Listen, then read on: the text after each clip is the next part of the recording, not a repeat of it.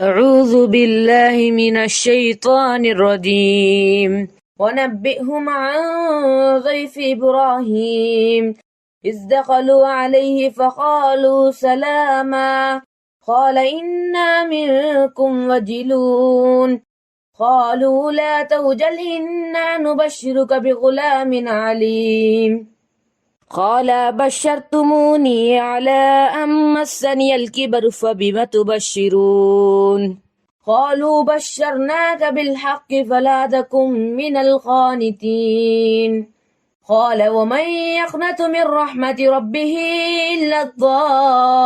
الضالون قال فما خطبكم أيها المرسلون قالوا إنا أرسلنا إلى قوم مجرمين إلا